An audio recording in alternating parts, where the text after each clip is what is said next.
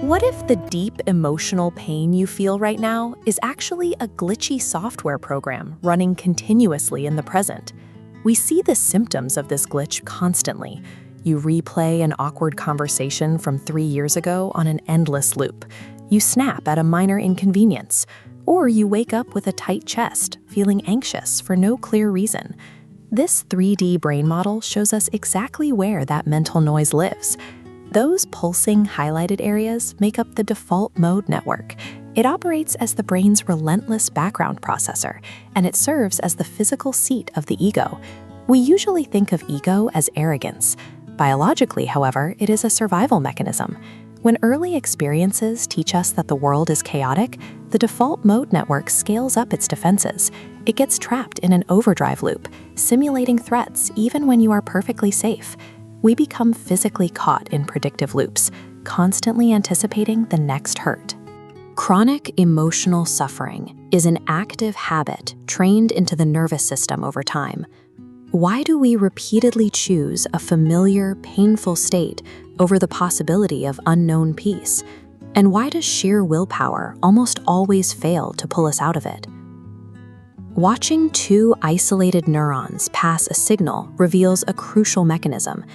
Every time they fire together, their physical connection grows thicker and brighter. This is Hebb's law.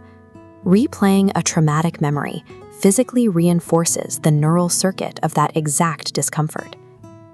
Ancient Buddhist teachings refer to karmic seeds, or sankharas, that drive our subconscious reactions. Modern neuroscience identifies these as specific physical synaptic states, predictive algorithms etched directly into the brain's architecture. Once hardwired, these circuits bypass logic. A perceived threat triggers a flood of cortisol. This stress hormone instantly overactivates the amygdala, the brain's fear alarm, while the prefrontal cortex, the area responsible for reasoning, struggles to stay online. Because this suffering is etched into the physical structure of our synapses, the logical brain is effectively sidelined during a crisis. Escaping the loop requires an intervention that targets the neural hardware itself. This clinical text shows the sympathetic nervous system acts as the body's accelerator, while the parasympathetic is its brake.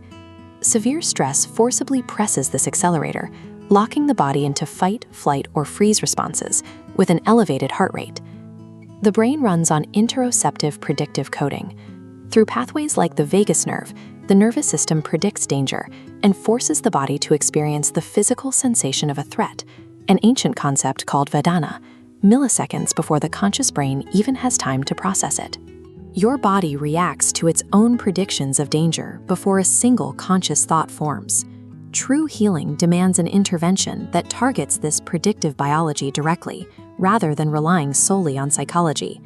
This research excerpt outlines exactly how we can rewrite that biology through a process called memory reconsolidation.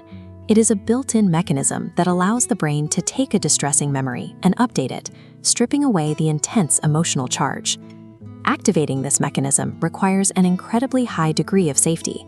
When individuals surface intense, traumatic material within a highly regulated, supportive community, they experience the Sangha effect.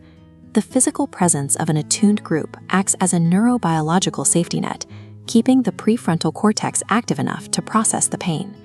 Once stabilized, a person can observe the intense physical sensations of a trigger, the Vedana, with total equanimity.